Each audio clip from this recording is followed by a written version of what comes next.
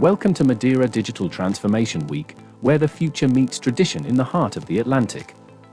MDTWeek will host a convergence of innovation and a human-centric vision in a rapidly evolving digital society. Join us as we bring together 5 significant events under one umbrella, creating a melting pot of ideas, technology, and transformative experiences.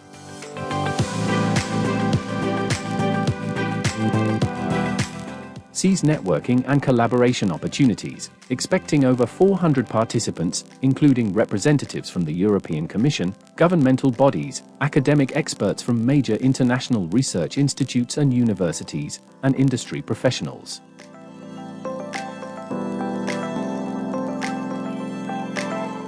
If you are interested in networking with a prestigious audience, publishing your scientific research, spotlighting your company, or staying at the forefront of the latest breakthroughs in science and digital transformation, the MDTWeek 2024 is an exceptional opportunity not to be missed. Madeira Digital Transformation Week, setting the scene for a human-centric vision in a digital society. Be part of the transformation. Register now and shape the future with us.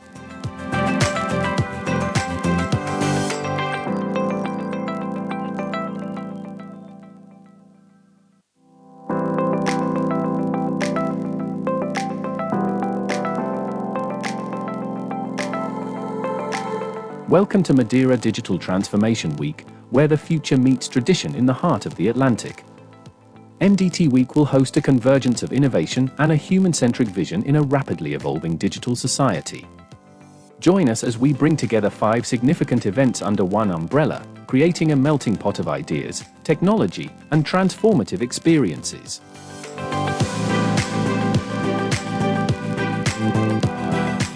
Seize networking and collaboration opportunities, expecting over 400 participants, including representatives from the European Commission, governmental bodies, academic experts from major international research institutes and universities, and industry professionals.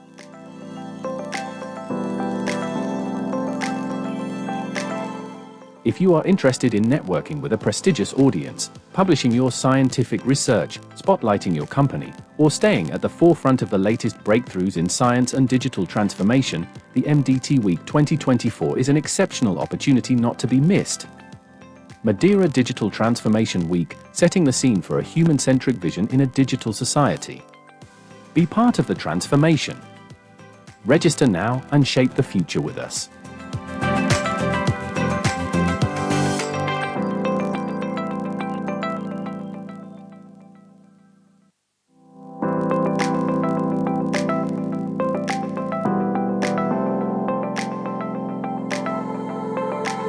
Welcome to Madeira Digital Transformation Week, where the future meets tradition in the heart of the Atlantic. MDTWeek will host a convergence of innovation and a human-centric vision in a rapidly evolving digital society. Join us as we bring together 5 significant events under one umbrella, creating a melting pot of ideas, technology, and transformative experiences.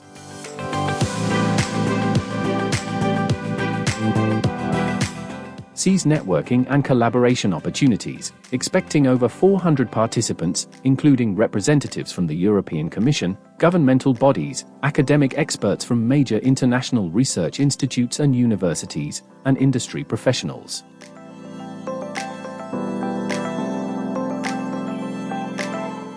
If you are interested in networking with a prestigious audience, publishing your scientific research, spotlighting your company, or staying at the forefront of the latest breakthroughs in science and digital transformation, the MDTWeek 2024 is an exceptional opportunity not to be missed. Madeira Digital Transformation Week, setting the scene for a human-centric vision in a digital society. Be part of the transformation. Register now and shape the future with us.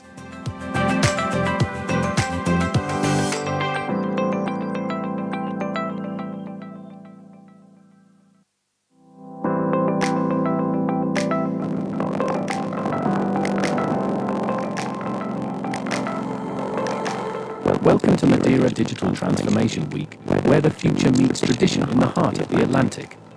MDTWeek will host a convergence of innovation and a human-centric vision in a rapidly evolving digital society. Join Join us as we bring together 5 significant events under one umbrella, creating a melting pot of ideas, technology, and transformative experiences.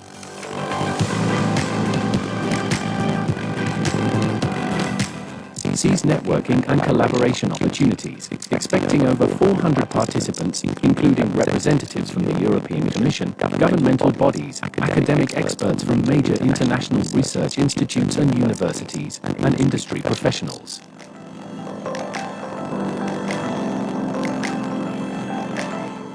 If you are interested in networking with a prestigious audience, publishing your scientific research, spotlighting your company, or staying at the forefront of the latest breakthroughs in science and digital transformation, the MDTWeek 2024 is an exceptional opportunity not to be missed. Madeira Digital Transformation Week, setting the scene for a human-centric vision in a digital society. Be part of the transformation. Register now and shape the future with us.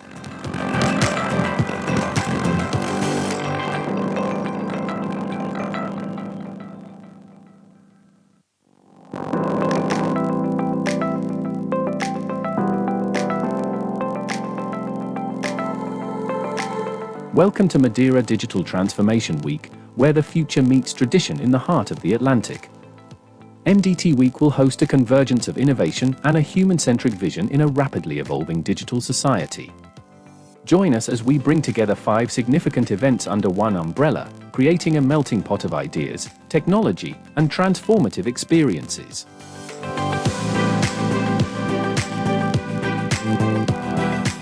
Seize networking and collaboration opportunities, expecting over 400 participants, including representatives from the European Commission, governmental bodies, academic experts from major international research institutes and universities, and industry professionals.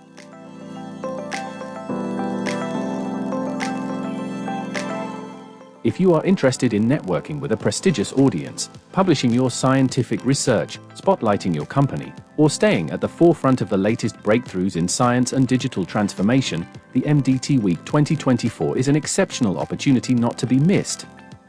Madeira Digital Transformation Week, setting the scene for a human-centric vision in a digital society. Be part of the transformation. Register now and shape the future with us.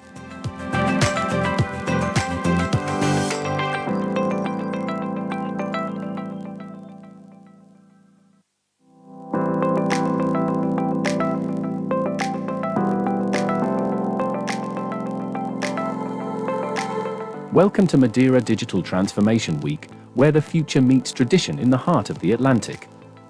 MDTWeek will host a convergence of innovation and a human-centric vision in a rapidly evolving digital society.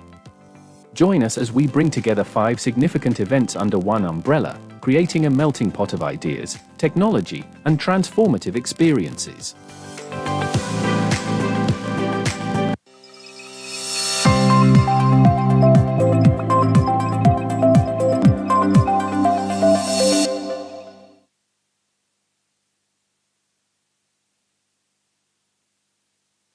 Good evening, everyone. Welcome to the second day. Oh, thank you so much, Vasco. I would appreciate.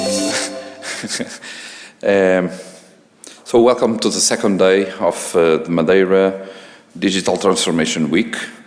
To those attendees that could join us yesterday, we hope you enjoy the conference and the sessions we had.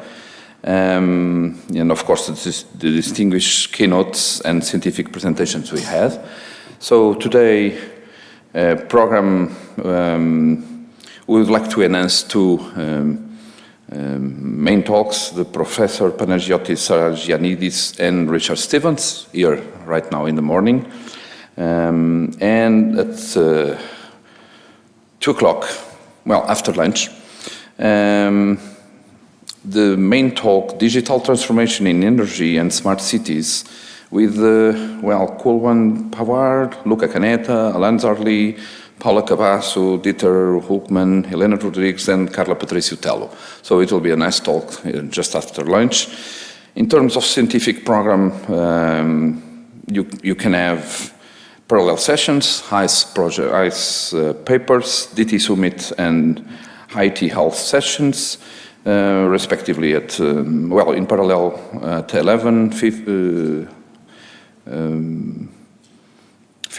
and 16 and 40, okay. In terms of social program, just a note, it will have, it is planned the official dinner. It will take place in Design Center Nini Andrade Silva at 8 o'clock. It's a walking distance nearby, so please, we meet there. And we know that it was programmed, but due to last-minute constraints, our distinguished mayor of Funchal could not make the opening session, Cristina Pedra, but she welcomes you. She hopes, I have some 2 notes over here that she wishes you that you have a nice city experience and that this city experience goes behind professional engagement, which I think the organizing committee is trying to guarantee with these interesting scientific and social events. So right now, I would invite Panagiotis and Richard to join us. Thank you.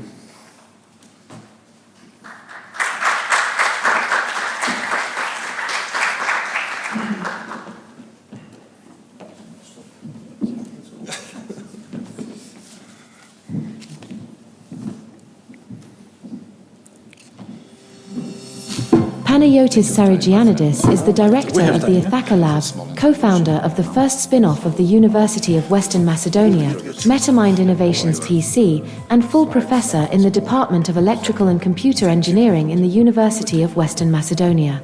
He received the bachelor and PhD degrees in computer science from the Aristotle University of Thessaloniki in 2001 and 2007 respectively.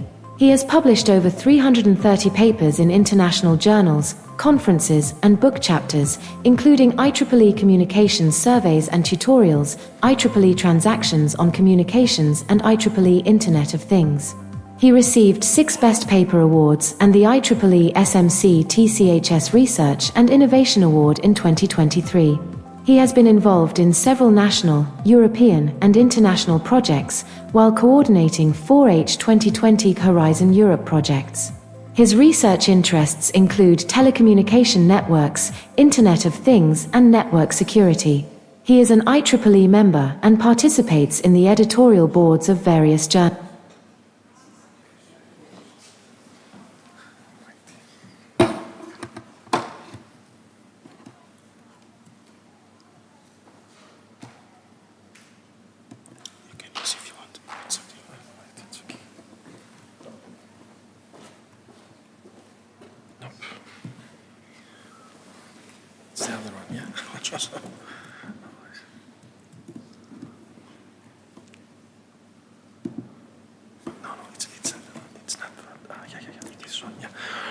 All right, good morning, everyone. Thank you so much for being here. Many thanks for the invitation. Thank you, Ricardo. Thank you, Ruben, for this kind invitation. Very happy to be here with you. Since we have already a collaboration in making proposals together in the context of the Horizon Europe, so I'll be very glad to discuss with you and to extend our excellent collaboration further. So I will be very happy today to discuss with you some cybersecurity issues coming from our experience in 3 Horizon Europe projects, the Electron, the IIS Cyber, and the Dynamic, and also to provide some insights about the landscape of cybersecurity in terms of AI-enabled technologies and how this is affected and how is evolving given the evolution of AI, especially in the energy domain. So I will start with some background on the energy sector. What's the current status there? Then I will go on with some use cases and some practical examples of the projects we are running in the University of Western Macedonia in Greece. And then I will go in presenting some paradigms and some trends about the AI evolution in the landscape of cybersecurity. Giving emphasis to the energy sector, given that the energy sector is one of the most critical sectors of the critical infrastructure, given that the impact of cyber attack there is major, is high, and could also affect many other sectors like the health and the transportation. And if we go to find the reasons behind this, we can see that there is a lot of legacy systems behind in the current infrastructure, where they have been designed without taking care of security and privacy aspects. And together with some old-fashioned protocols and some protocols that lack of security design, like the EIT family or other protocols that have been changed and advanced from in the context of digitalization of the energy sector. And they need upgrade, or they need to include some critical and mandatory processes like authorization and authentication. And of course, the lack of standardization also is a parameter that should be considered here when examining and designing energy systems and power systems. While the lack also of digital culture of the people behind and all the processes and the lack of common ground between the manufacturers and the vendors behind opens the way for more cyber attacks and opens the ground for more sophisticated cyber attacks against the energy sector. So the current status and the current numbers are a bit daunting, since more than 90%, for example, of the energy companies have experienced data breaches. And this is going to be something that we should take into consideration when designing and upgrading the current systems in the energy sector, and also to consider the financial status of this upgrade and consideration, given that the average cost of a cyber attack is more than $4.7 million per incident, especially when talking about large-scale, attacks. Something that tell us that we need a budget and a strong budget to support it, to invest in this kind of business, and of course to invest not only on hardware and software, but also on the people and the technicians behind. And of course, the global cybercrime cost is getting larger and larger. Currently, it is projected to reach $9.5 trillion in the current year. And of course, all the business, either you see it on from the attacker perspective or the defensive lines, is getting bigger. And of course, the kind of attacks and the kind of threats are getting also more sophisticated and more dangerous. The status in Europe is quite similar, where the ransomware attacks are dominant. And what we monitor now and what we take from the lessons learned is that ransomware attacks are not only go and target to large businesses, but also to small and medium enterprises. And this is something quite strange, at least by the following 2 previous years, since they start demanding, money that goes from 10K to 100K, coming and targeting to small businesses, something quite new and also quite daunting as well. So the good news is that Europe starts to think of investing more in cybersecurity and also to certification and standardization, following many good and up to the point directives, either from ENISA or NIS.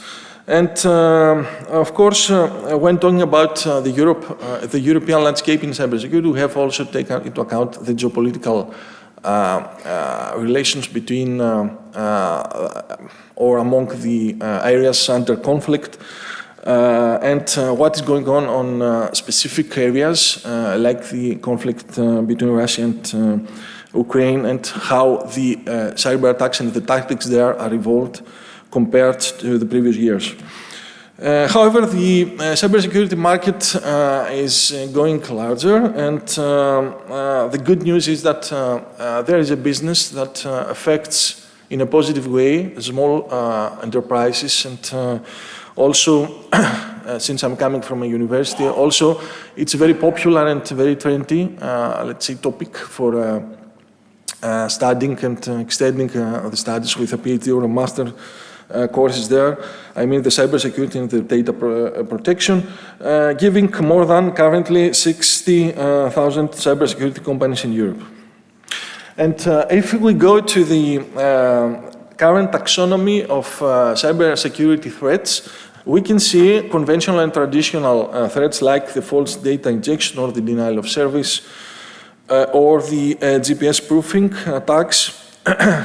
Maybe in the energy sector, one of the most popular ones is the false data injection, where someone can go and infer to the inner systems of, for example, a substation in the energy distribution actor, and go there and change, alter values like volts or amperes or whatever an RTU or a PMU unit, remote terminal units, can transfer from one source to another. And what they can do there is to damage the forecasting, to damage the predictions, or to make some failures to the communication between the national grid and the prosumers and the consumers as well. Maybe this is one of the most popular attacks, but as I mentioned before, ransomware starts hitting also the actors related to the energy production, or the energy negotiations, or even the charging stations of the electrical vehicles. That's the reason behind all the advancements and all the work behind NIS, from NIS to NIS 2, by involving more sectors there. Since we have to consider also cascading effects, for example, if someone hits the energy, then the power that should be distributed and provided to other sectors can be affected as well. For example, in a hospital, if we have a breakdown or a brownout, or even to prosumers or in charging stations, and to affect also negatively other businesses connected or related to the energy production. In the same direction, NIST comes with the cybersecurity framework number 2, where the steps when dealing with risks and threats are quite clear, starting from identifying the risk, something quite important also for enterprises to consider like applying a risk analysis or risk management to the infrastructure, going to the protection, where we have to safeguard and prevent the risks by having software or hardware solutions there, then to detect the cyber attack and to detect it correctly, accurately, and based on the detection we have to respond and to apply all the countermeasures and take the actions to mitigate the cyber attack. And of course the final step is to recover their assets, and of course to report, something also very important, to report the incident and to share between the actors the best practices in order to mitigate the risk in the future. So the current landscape is changing by considering also the evolution of AI, either in an offensive point of view or in a defensive point of view. And by considering AI in the landscape of cybersecurity, the first thing we can see is the evolution of sophisticated cyber attacks against critical infrastructure and the energy sector as well. So what we have here is more targeted attacks, some kind of automated procedures behind the attack, faster cyber attacks, more threats with higher impact and more easy to be launched. And of course, more easy ways to prepare and design denial of service attacks. And of course, in any case, we have to deal and to consider also ransomware attacks where everyone could be the victim, and the solutions after ransomware are quite limited. For example, you can only buffer, of course, prior to the attack, or to get into negotiations with the attackers. And of course, the landscape is getting wider by having deepfakes and all the AI-generated attacks, where the we're switching from the technical point of view to the social point of view. So by having fake images, videos, or audio, we can create a very negative impact to social events, to social media, and of course to even the elections or to the social profiles of key persons like politicians. And this is also something that it is getting, the impact is getting higher, and of course there is a skepticism about how to deal with, since one of the most important challenges right now is to identify if an image, for example, or a video is fake or original one. And of course, social engineering is coming along with all these social-oriented attacks, where by either using AI chatbots or to create more human-centric messages in social media, or even to try to convince the people to use something, or to click on a link, or to follow some orders, or even to convince them to manipulate them to move money from one bank account to another. This is something new, and it needs a lot of training also to the technicians and the people behind the machines, a continuous process of training and improving the way of reacting to these threats. So I have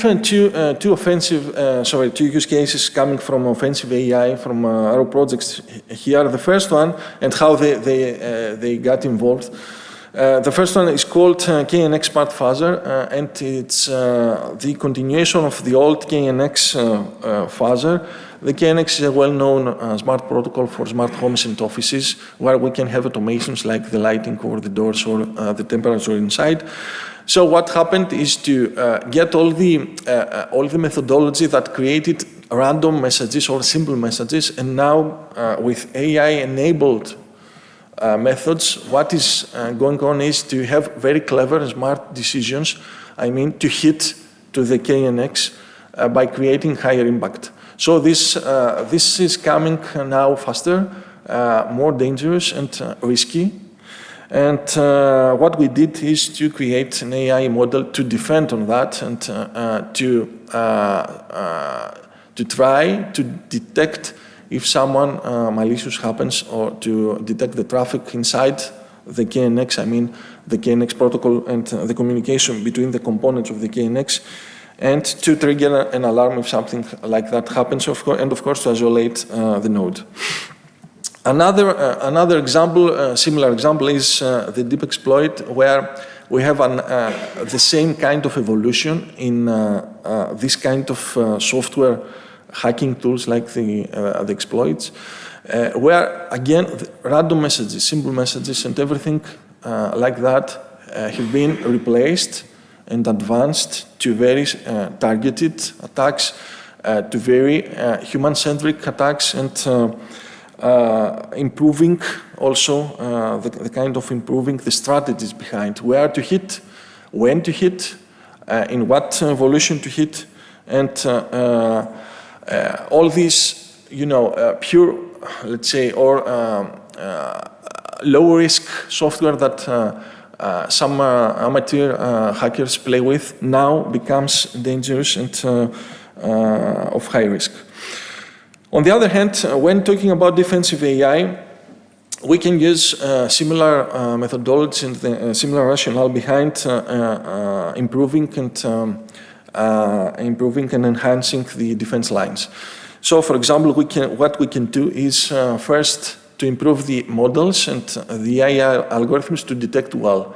That's an important step to detect what is going on without, in most of the cases, signature, and by detecting and reading, let's say, the traffic or the packet features of the traffic exchanging between nodes.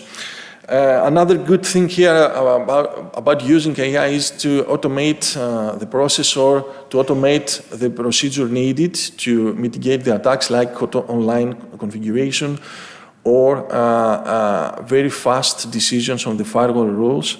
And what we do a lot is to use SDN technology, software-defined technology, in order to provide online and on-the-fly reconfiguration of all these defense-related configuration nodes, like the firewalls, without resetting the machines or something like that, and of course to react fast, in order, for example, to blacklist the IPs.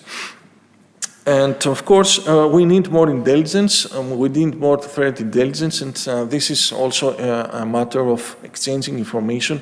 I will talk about some methodologies which are based on the MISP instances later on, but in any case, the exchanging information seems to be very important, mandatory in these days, in order to have a priori some kind of intelligence depending on the risk raised. In all that list, I have to add also the AI chatbots, given that, and also this is another challenge, that these chatbots have been trained following the rules. I mean, to be the AI training to be fair, to be transparent, to be provided together with an explainable framework to the final user. And by using these chatbots, we can have a good avatar, let's say, for having good strategies and a good consulting, online consulting, chatting with the bots, in order to have good decisions or to consult for something on the fly.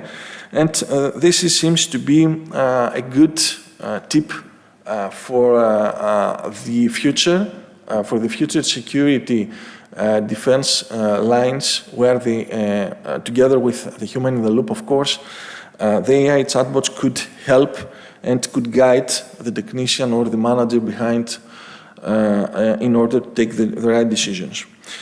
And I will now focus a bit on all the process, I mean the holistic process that we did in a project called Electron, about what an earners actor should do or should follow in order to have to be compliant with all these guidelines coming from the directives, and also to be supported by AI-enabled technologies. So the first thing we did in the project is to apply and adopt the federated learning approach. This is something quite trendy and helpful as a technology, since it provides privacy by design.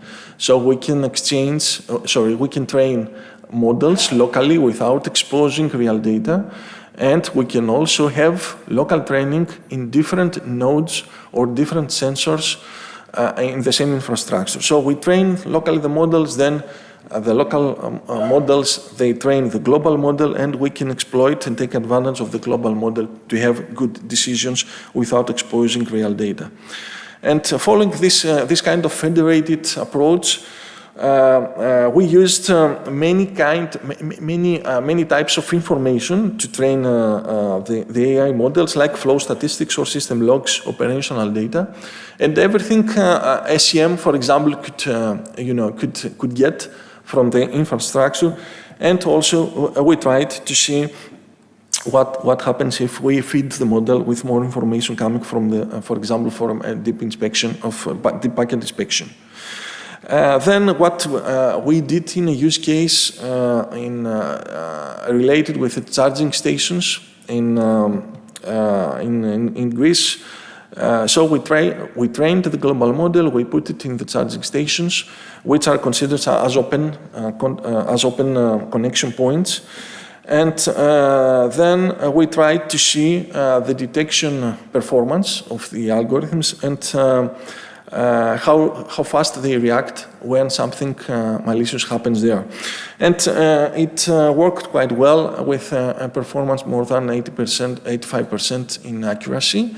In some cases, and it depends also on the traffic and how frequent is the usage, but it could also reach 90% of accuracy when something, malicious comes along in the infrastructure. Together with all this federated-like technology, we also adopted and used a lot of honeypots. The honeypots could be a very good and efficient tool when we like to hide the real devices and also to capture traffic patterns. So what we did is to emulate a lot of industrial protocols like DNP3, Colpot or Modbus, and then to emulate these protocols in virtual machines and put them in large volumes in the infrastructure. So we can have, for example, 100 VMs at the same time with the real one, and try to deceive the attacker in order to hit not in the real device but in the honeypot by having such the attack patterns, I mean the software they used or the frequency of the attacks or all the kind of traces an attacker leaves, and of course to hide the real device and complete all the forensics needed for getting this in a court or to go for some kind of insurance negotiations. Another good point of this study was to prioritize and correlate the threats when dealing and speaking about the CM tool. So in the CM tool, the AI and the AI algorithms in correlating what is happening based on the traffic received could play a very important role for having prioritization, since we have to know if a threat is important or not, so as to take the countermeasures in a prioritized order, and of course to start feeding the defense lines, let's say, with this kind of methodology, and of course to go from the higher risk to the lower risk.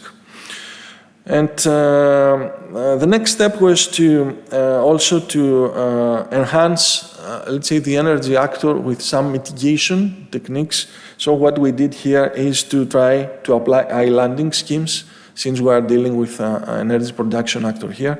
So we tried by using routing and SDN technology to isolate the area of the attack, to reroute the critical information from another route, and of course to reload and optimize the load balancing needed for cover the load and the power needed from stemming from this cyber attack. This is quite tough, difficult, and we have also to deal with all the complexity of the infrastructure, but our results seem to be quite positive, since we do that in a network level, not in not playing with analog signals, and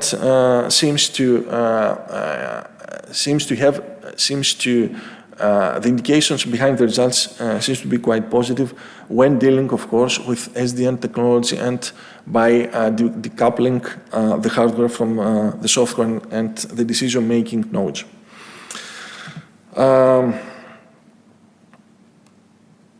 So putting all together, the steps of this use case we dealt with this energy actor was we're starting from detecting well what is happening, then we correlate and we set priorities of how to deal with the incoming threats.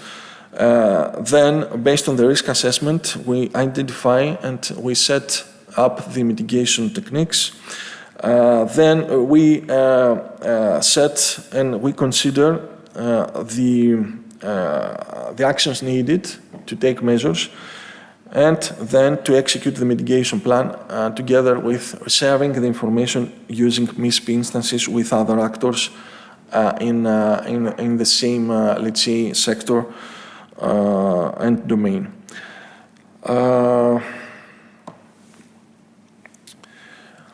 At the same time, what is needed together with all of these techniques and methodologies is an attack-defense strategy. And this is an example of what we did in case of setting up and turning on the honeypots based on of the traffic received and the traces received from the external parties or the attackers, you know. And by studying what is happening in the sensors of the network, of the infrastructure, and the nodes of the infrastructure, what we did is dynamically, the AI global model decides to shut down or turn on the honeypots and the defense mechanisms without a human intervention. Of course, the human in the loop is always there. But in some cases, we need fast reactions without, you know, without the delay and the latency coming from a human reaction. So we try to see what happens when something hits with different kind of volumes, let's say, with different with different kind of tools, and then we studied how the honeypots reacted and what is the resources needed and how fast they set up the VMs, and we saw the result. But in any case, the defense attack and an attack defense strategy is needed in any case, and the human in the loop is needed also to study and evaluate the final outcome of the strategy. The threat sharing, as I mentioned before, is quite important, and this is also to be. We need more work here in order to convince the actors that we need, even anonymously, to exchange information between the individuals or between the national centers or whatever. So here the AI plays a good role to automate the process, to anonymize or to apply filters to the information needed and to provide instances from one node to another. Of course, when speaking about AI, we have to be sure that we are in line with trustworthy AI rules and directives, such as to provide ethics on the training, or to be fair enough the algorithm, or to have a robust algorithm, just to be sure that it was trained without harm consequences. And of course, to be respectful of the privacy, and we have also to consider the cases where the data are not pure, but the actor needs to provide the data encrypted. So in that direction, what we did in Dynamic is to advance and extend the current methodology when dealing with explainability in AI. So currently, the current status is that we can have explainable AI by providing reports to the final user. For example, how the AI was trained, or how these results were obtained, or what is the main criterion behind the final decision. And what we did is to try to see how this kind of explainability analysis could be doable by using encrypted data.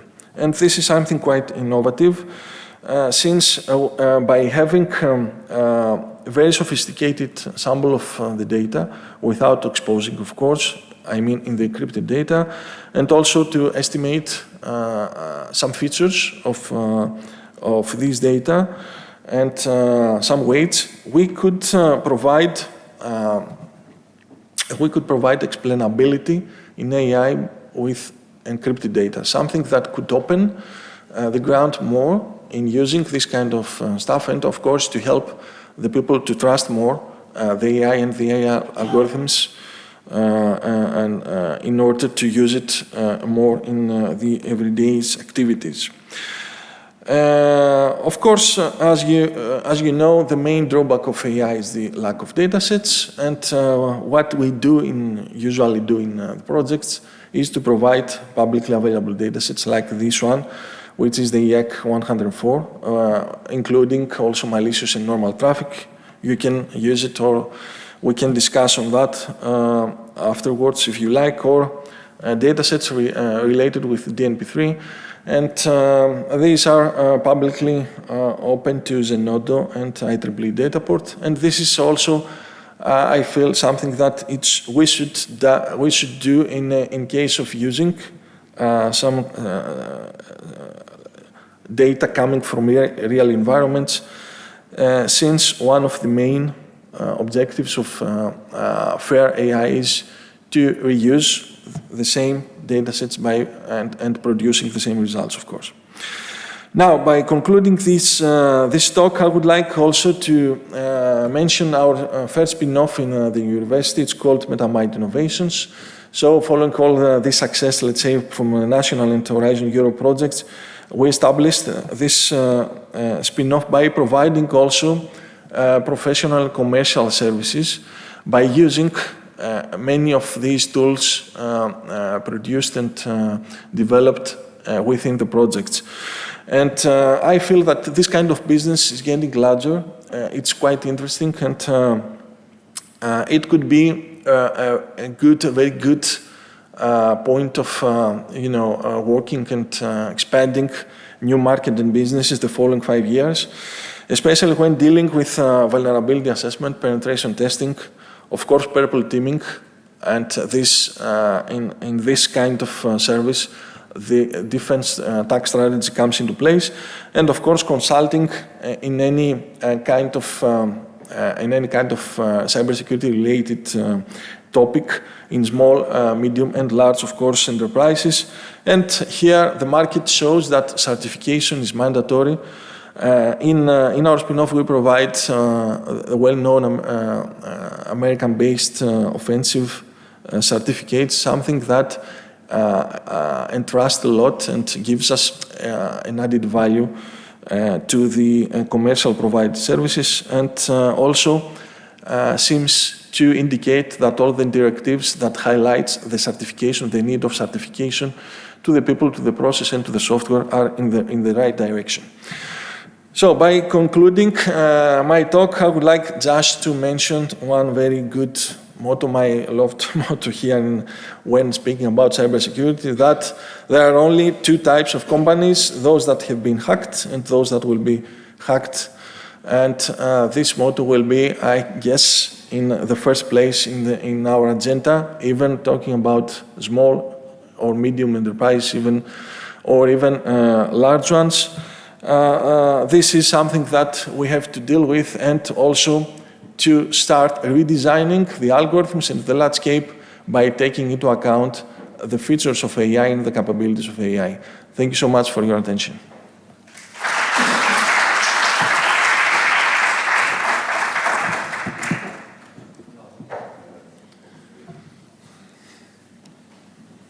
Well, thank you so much, Panagiotis. Thank you. I would say that still time for a question for at least we feel some sort of relief after your presentation that someone is taking care of us. Any question? No? Okay, so I will invite Richard Stevens.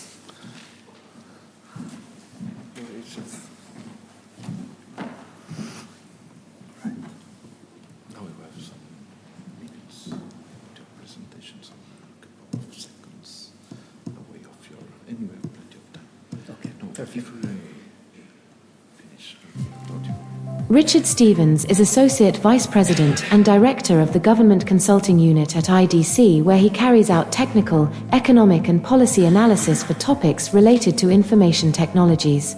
Stevens has more than 20 years' experience in the research and development related to data exchange and interoperability of enterprise-class software. He is a trained ICT project manager and has led international teams developing and deploying IT systems. Central themes in his research include data spaces, interoperability of data, data governance, workflows, rules, responsibilities, and policies in IT systems, as well as modeling information architectures, flows of information, interfaces, events, messages, and data in middleware and execution environments. Stevens holds a bachelor's degree from the University of Wisconsin and a master's degree from the Johns Hopkins University. Stevens is responsible for a number of studies and collaborative projects and is an expert evaluator and reviewer for DG Connect, DG Grow, DG Research and the European Research Council.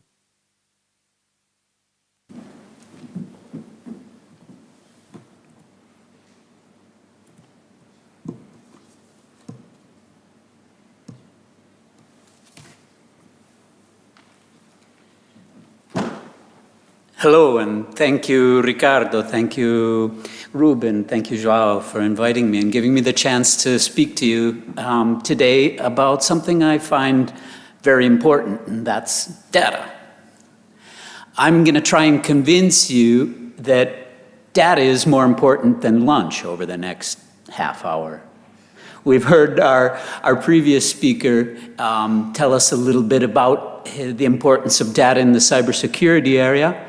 I'm going to try and tell you about the value of data across the entire innovation process and its importance to the economy in general. So I'm going to talk a little bit about data that I've seen driving the agenda and the presentations and the sessions that I've seen here in Madeira. I'm going to tell you a little bit about data in the data-driven use cases. I'm going to tell you a little bit about how much data we have in the world today.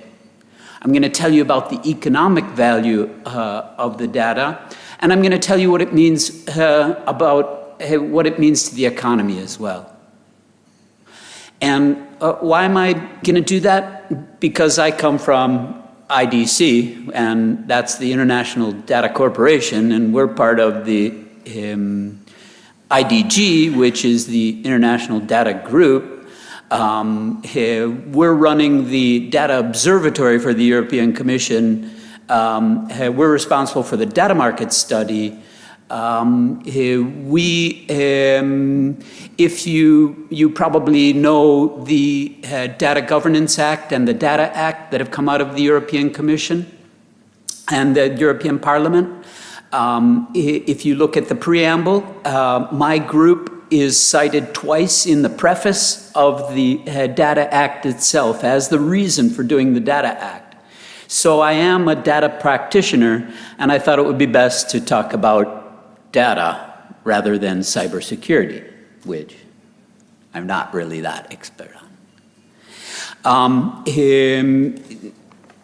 So I'd like to start just a little bit about talking about the importance of data to this conference. I looked at the program, and I've been in some of the sessions, and everywhere I look, I think I see what's really driving the innovation that's coming from your projects is data itself. So I've seen a number of projects on AI.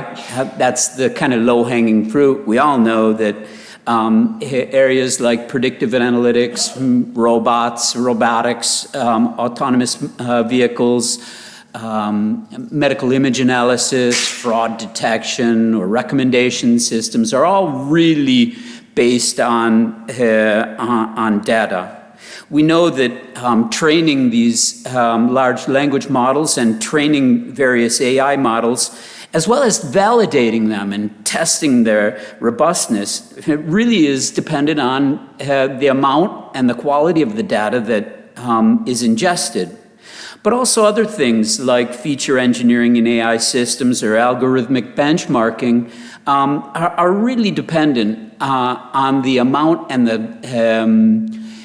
the quality of the data. So the projects I've seen in artificial intelligence, they're really data projects. Of course, I've seen a lot of projects and sessions in the program about the Internet of Things.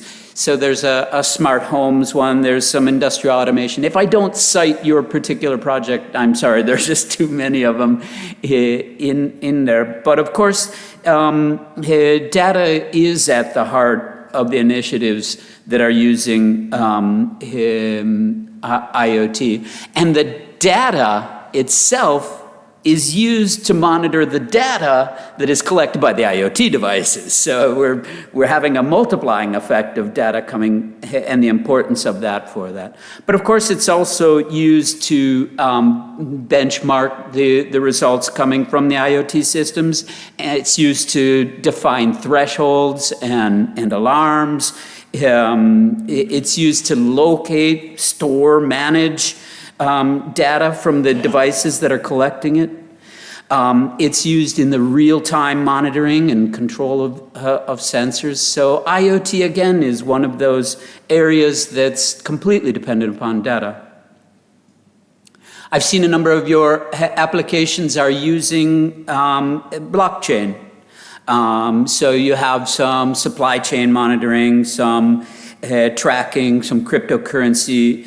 And one session I followed yesterday had an interesting approach of using the blockchain for digital passport.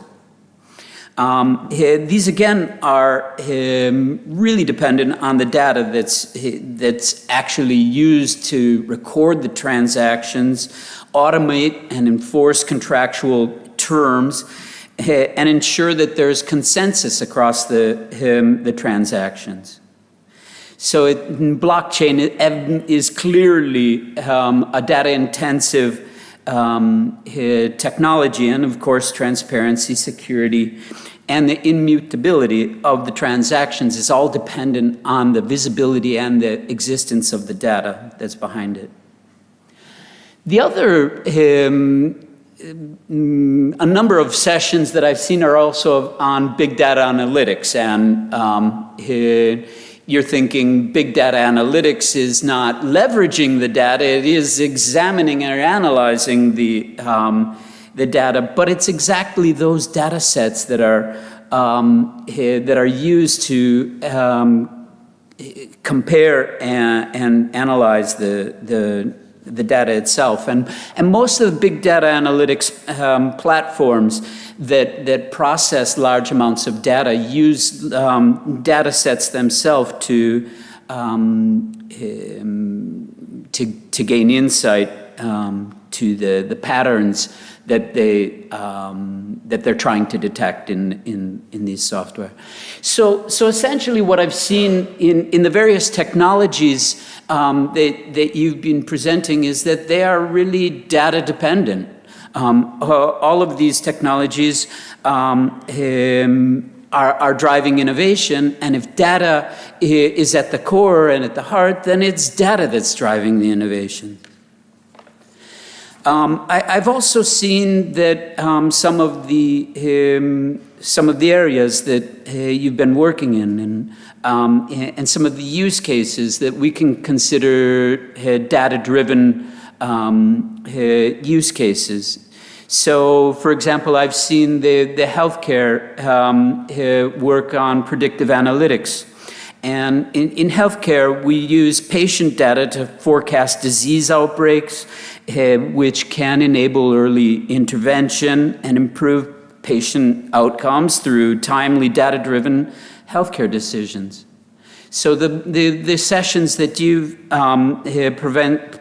presented on healthcare and the predictive analytics is clearly based on the quality of the data that you're ingesting in that proposal. In the finance area, of course, the machine learning algorithms that analyze the transactional data are used to detect many things, like we saw before, fraudulent activities, and improving the security, reducing, obviously, financial loss through the use of real-time data. And in the energy sector, we've seen some smart grid projects here.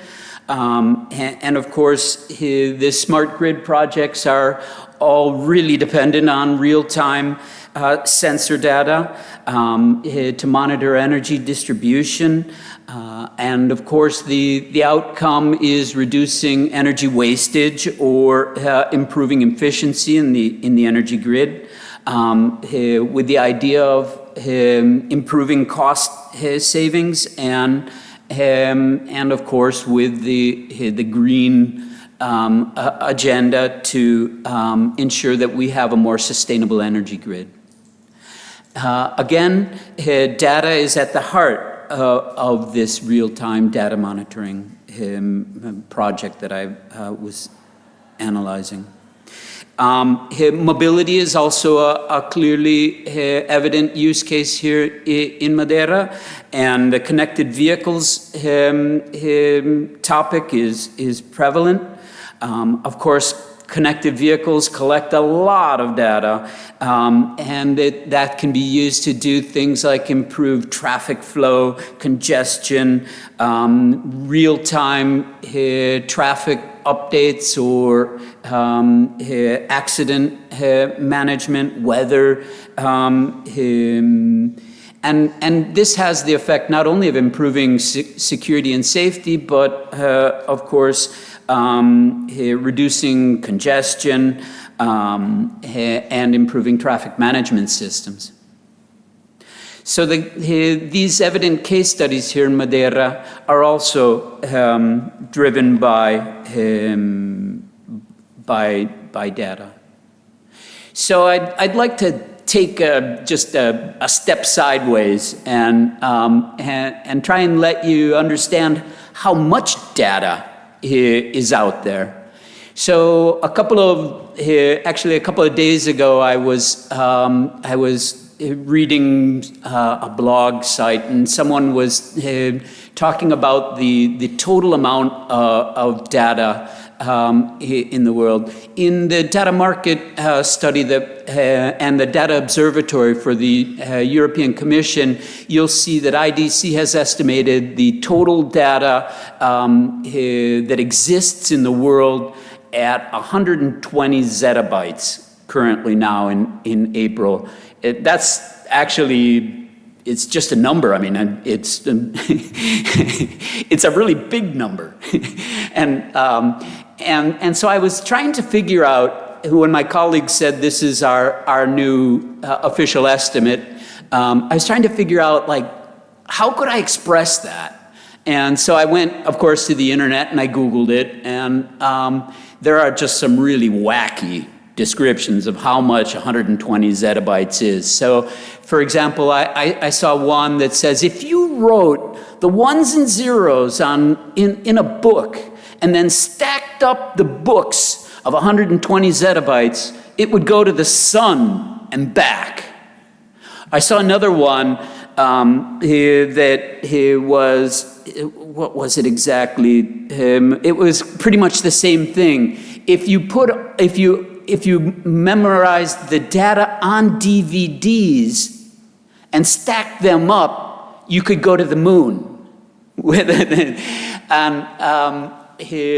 So this number is actually really big, and it's not comprehensible. It's tough to get your hands around what 120 zettabytes could be.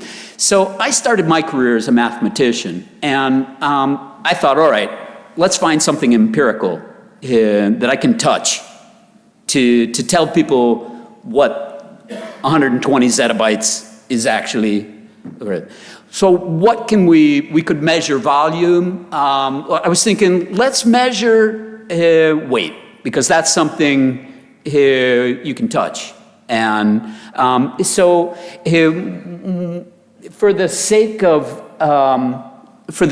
of this description, it's not exact, but let's say a byte is made up of 8 bits, and let's say a bit is equal to an electron, all right?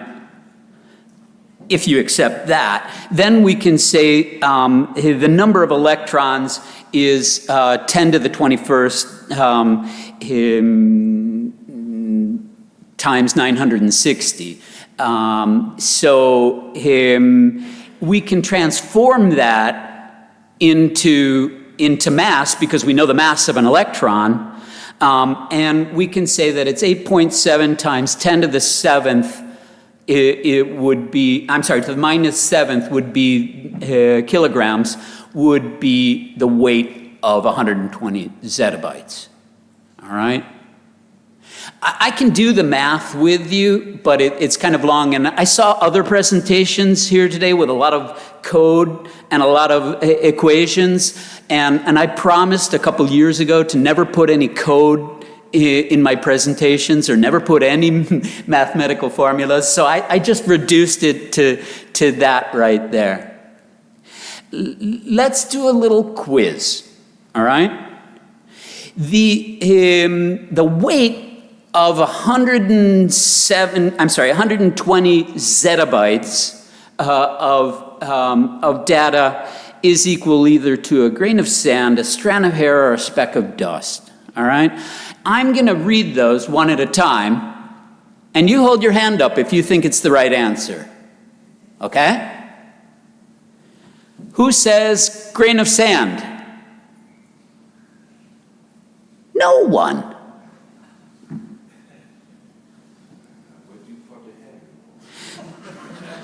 Who says strand of hair? Ah, okay. And speck of dust. Okay, so I think the audience believes it's speck of dust. I'm sorry, no hair for you, Joao.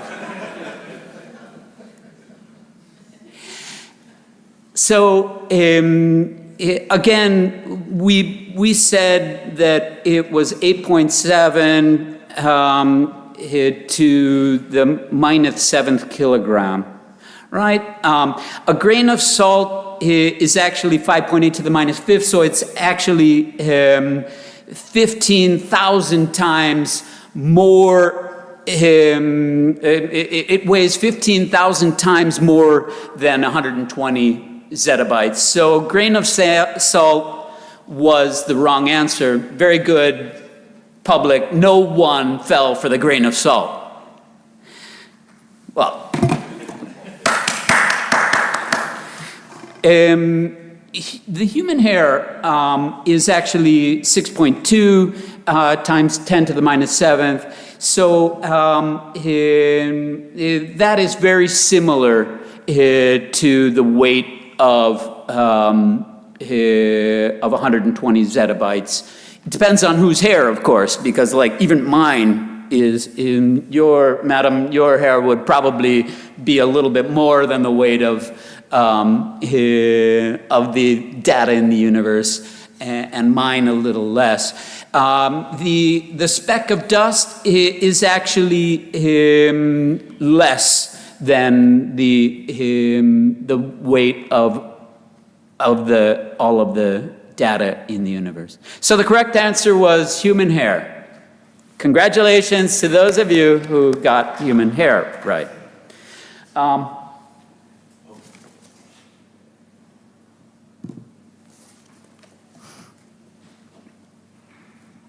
Sorry. And the other thing is that data is growing. All right, and that growth rate is phenomenal. I saw some of your faces when I said 120 zettabytes, and you were saying, yeah, but didn't IDC say it was like 83 zettabytes or something like that last year? Well, we did, based on 2022 data. We did say that, but it's growing so fast that anytime I've written this presentation's probably outdated already today, because there's 2.5 quintillion bytes of data generated every day. So you can forget about this presentation. I'll do it again tomorrow. But the question is, where does this data come from? All right? What's generating all of this data? So you have surveys and interviews and questionnaires, obviously, that are generating some data. And for example, IDC does 400,000 C-level interviews every year, right? But that's not very much data at the end of it. Even if we do have several billion data points in our databases, it's still a small number of data. But of course, a lot of companies do this, and so there is a real data generation coming from surveys and interviews, product improvement, and things like that. Of course, the big one, and we'll talk about it a little bit more, is sensors and IoT devices. That's where most of the data is coming from. In this conference, we're hearing a lot about smart factories that are using IoT sensors to monitor equipment performance or do predictive maintenance and things like that. We've got web and mobile analytics. So, you know, you have all these e-commerce sites tracking behavior, and their objective is to do things like optimize experience, or more probably increase sales on their website. Of course, the social media area is generating huge volumes of data and graph data, and of course, the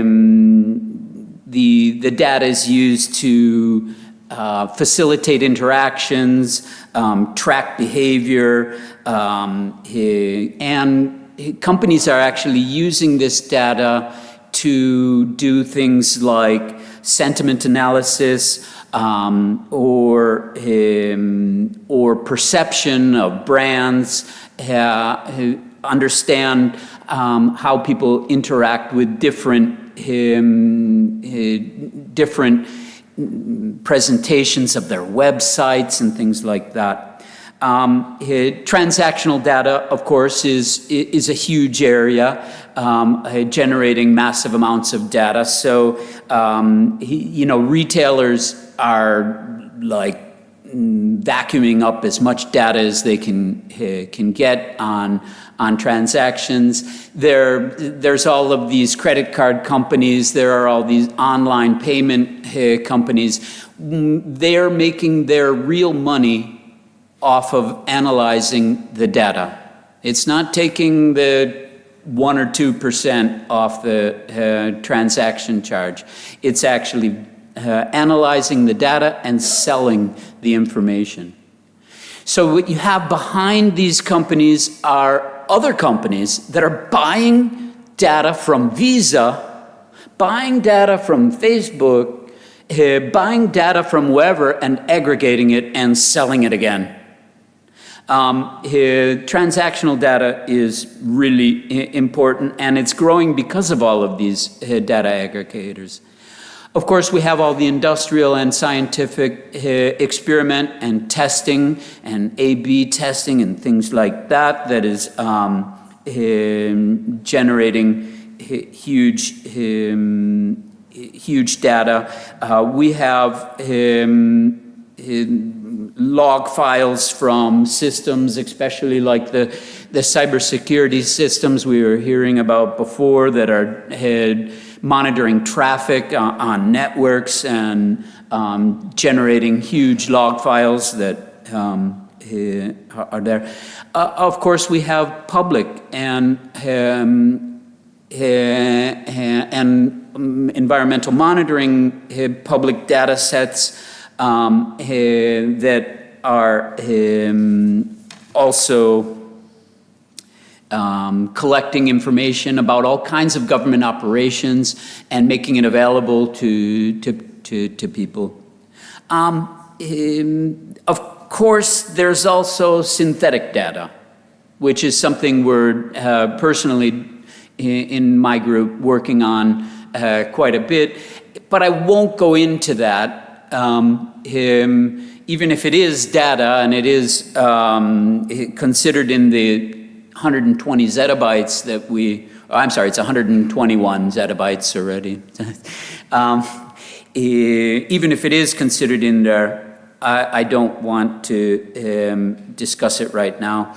But what I would like to do is I'd like to go back to that sensor and IoT portion of this discussion. And because it's actually generating most of the data is coming from that area.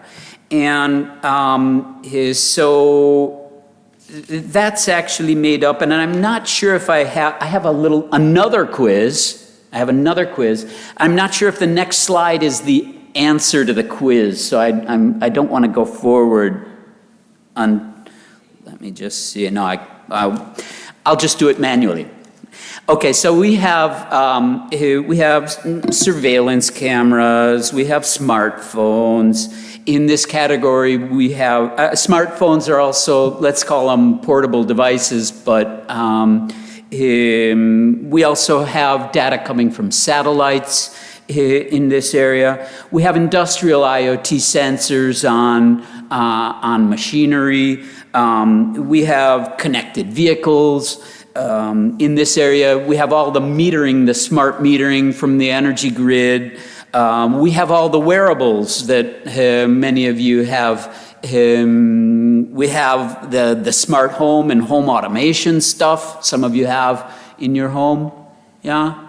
We have these environmental sensors, so detecting particulates in some of your cities and closing traffic, measuring water, things like pollen and other stuff are measured through these environmental sensors. There are now all of the sensors in the retail area, barcodes and things like this. There are energy and energy grid sensors. So you have sensors on the various lines, even on water lines. They can measure flow from outside of the water. They're doing that with heating. That's generating. We have the whole agricultural area, which is generating a significant amount of data through sensors that are ever more prevalently being applied in the field itself. So the quiz was, I'll just take the top, let's say 3, and you put your hand up if you think it is the most important. So I'll just go through satellites, surveillance cameras, and smartphones. All right, and you guys say what it was. So, who thinks it's satellites? Are you guys there? No one thinks it's satellites. I mean, there's a case for that because, you know, they're taking continuous sensing or pictures of the Earth and of the universe, and they're beaming a constant stream of data back to the Earth, but you guys don't think it's satellites. Who thinks it's smartphones?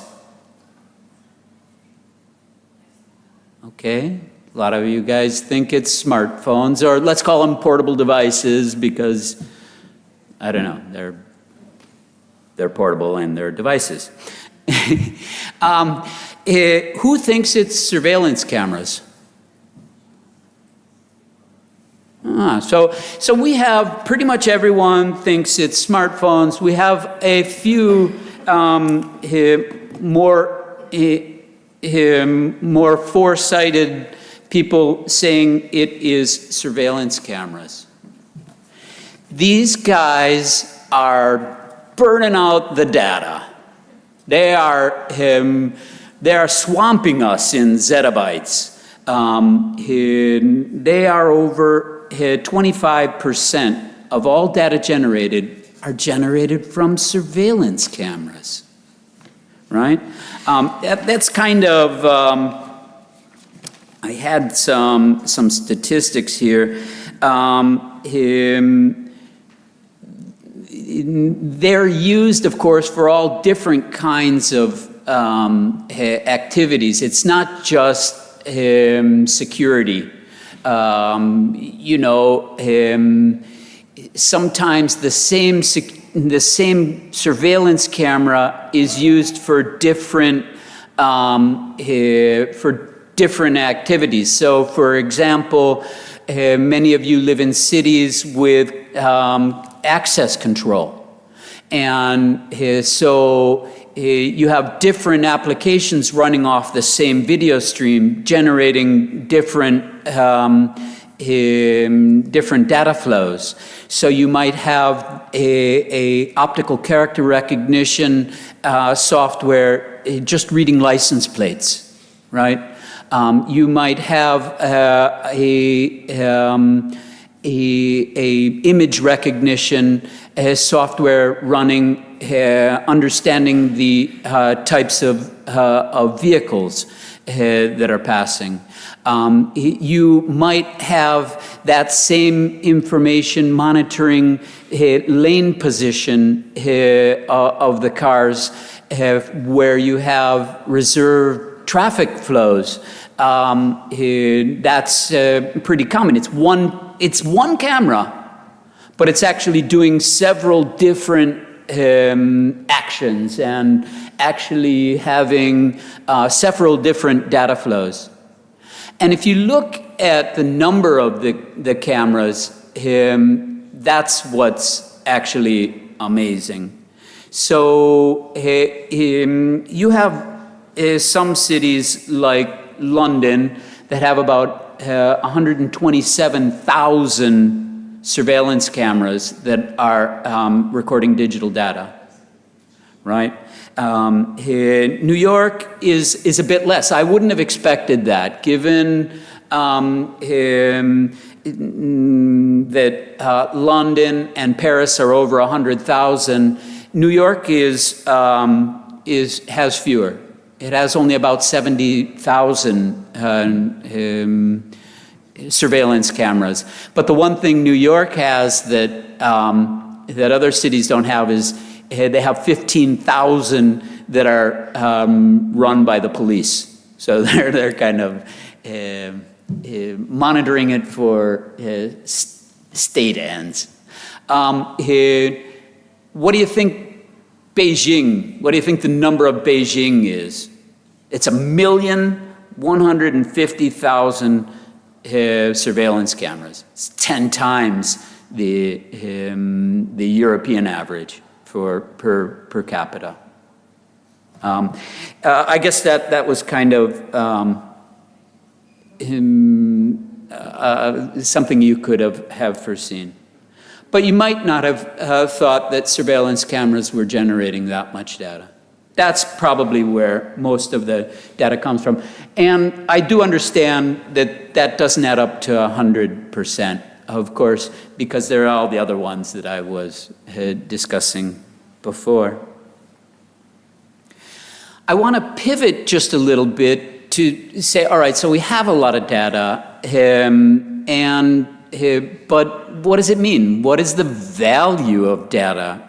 I mean, we know that it's driving innovation in our projects. We know that it's the key to the quality of our cybersecurity systems. We know that databases, like we heard before, are really the value behind some of that, the work that the presenter was describing earlier. But economically, so a lot of the stuff we've heard about in data, it's open data, it's free, right? There's no value to that. Of course, that's not true.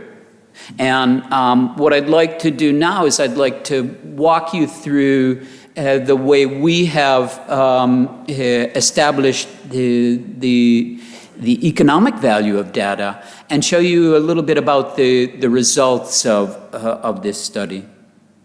So first of all, this is a tender that we do for the European Commission, and we're actually monitoring a number of different factors that can be used to estimate the value of data, the economic value, the euros. And it's part of the data market study, which is funded by the European Commission and part of the data market, the data observatory from the European Commission. It measures a number of different aspects. So it's measuring data professionals, because these are people who get salaries and get pay the plumber and do these things.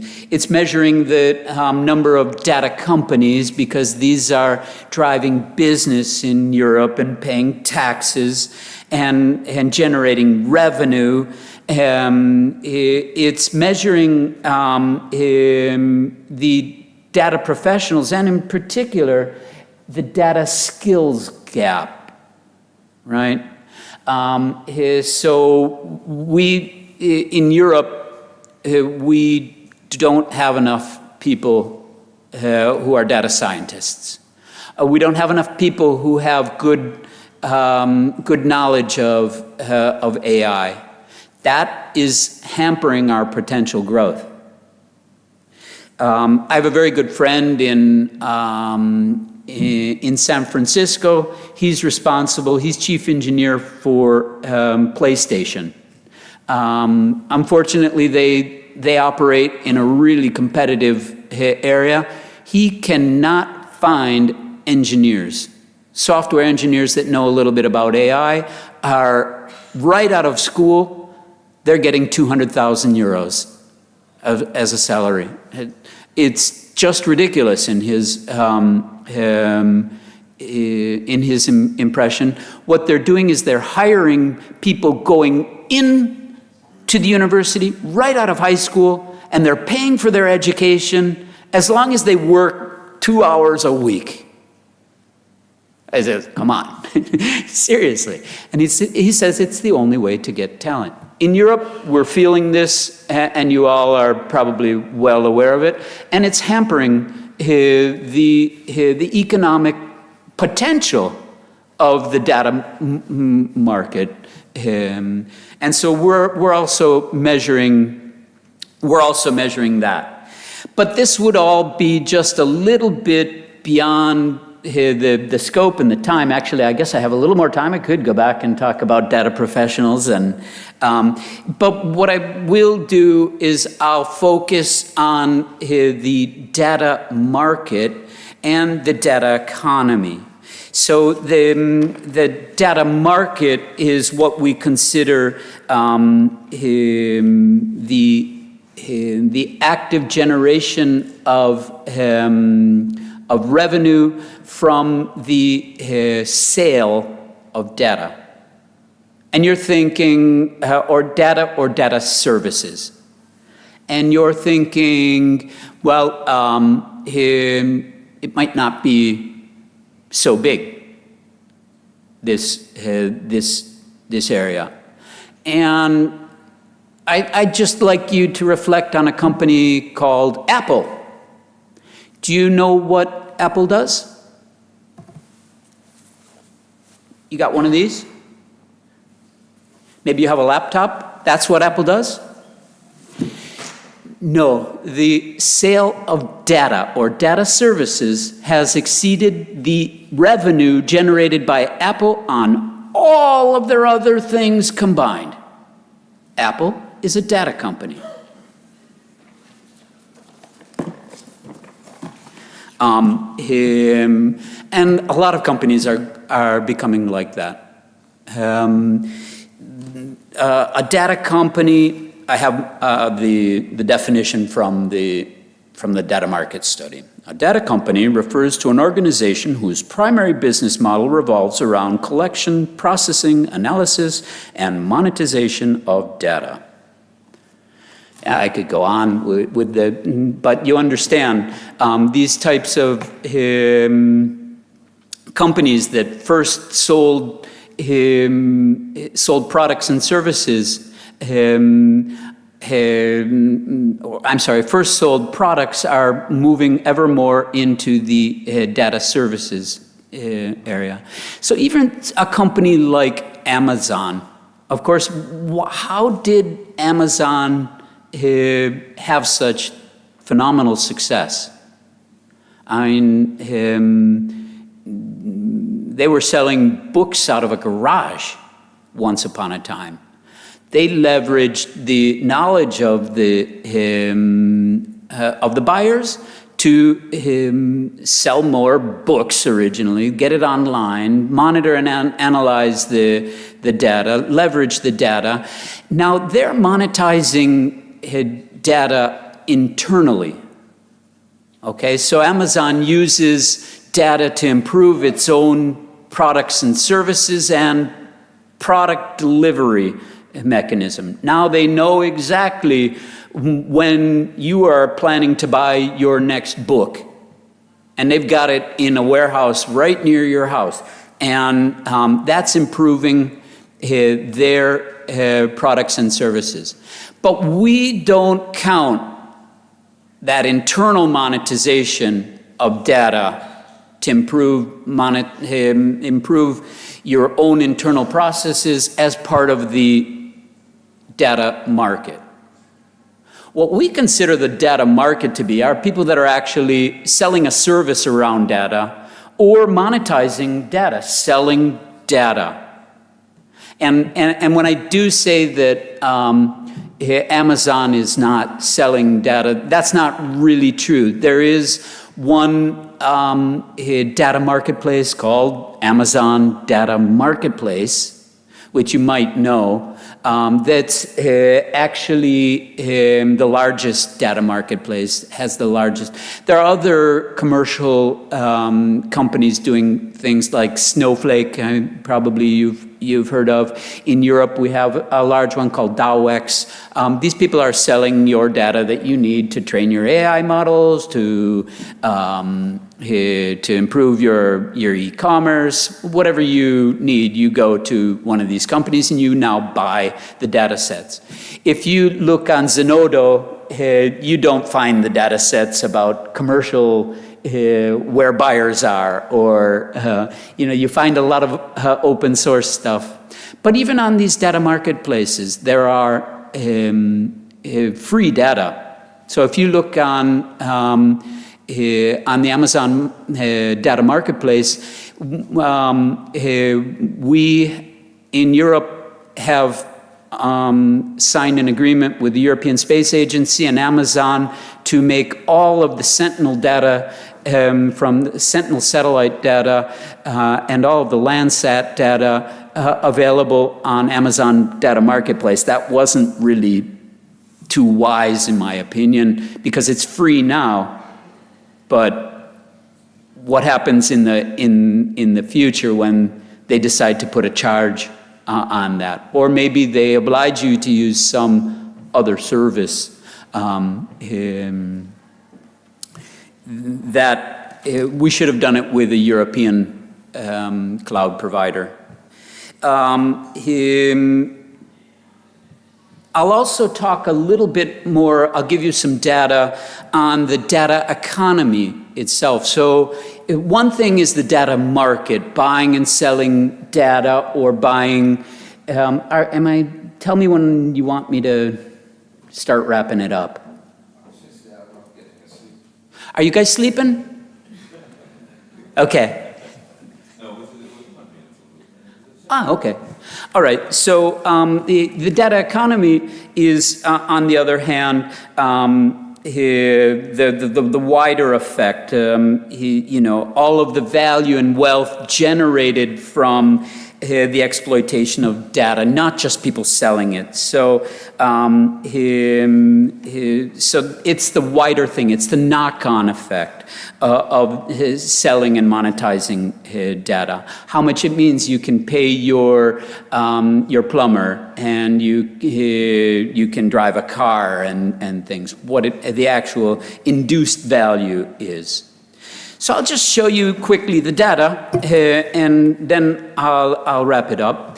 The data market, the growth of the sale of data is growing at 11.1 compound annual growth rate between 2022 and 2023.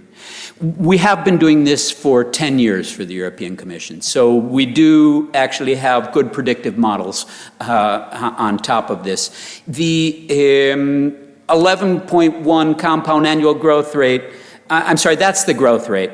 But then what we do is we make some scenarios. What's it going to look like in the future? We have just a baseline, which is historical trend-driven scenario. We have the high growth scenario, which says if this becomes really important. And then we have something that says if there's economic downturn and if there are some wars, if there are bad economic conditions, then we also have a challenge scenario. What we have seen over the last couple years is that our high growth scenario has proved true. So for example, we have we have been hitting an average of over 11% for the last 2 or 3 years, and it's been pushing our high growth scenario up. And we have a 7.1 growth predicted compound annual growth rate between now and 2030. So we're looking at the data economy. We have pretty much the same situation. We have a growth year on year of about 9.3%. And just to give you a little context, the IT sector is below 4 in general. So this is actually much more important than IT in general. The interesting thing is that the share of GDP is 4.2, right? What does that mean? Of all of the goods and services in Europe provided, those generated by data are responsible for about 4.2% of the... What is agriculture worth? Does anyone know? It's under 4%, right? Products and services, agricultural equipment, all of that, and that is used to generate food. And hereby my theory, data is more important than food. Data is more important than the coffee break. So we're not going to, no, we're going to have the coffee break. I just want to tell you one thing, though, that it's not to be underestimated, and it's not just to think it's going to happen if we don't do anything. If we look at Europe, we're generating 25, 30% of the data in the world, but we're only monetizing 13%. The United States and the large cloud providers are ripping us off. And China is even more worrying. So we got to be careful in the use and exploitation of our data. I'm going to let you have these. IDC always makes predictions. Many people are interested in coming to us for our predictions. I'm going to give you these as a final takeaway. So in just a couple years, companies in Europe are going to be spending more than 50% of their IT budgets on data-related services. By 2025,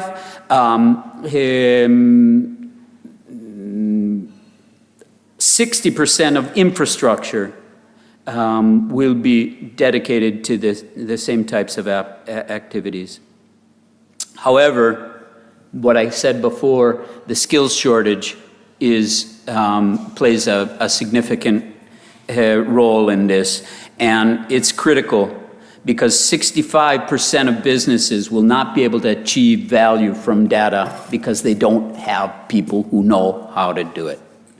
So that's why it's really important that we're here today and discussing these themes, showing you how much data is in the world, letting you know the value of it.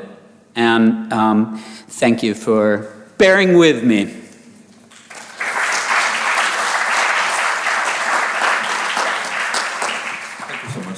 Thank you. Okay.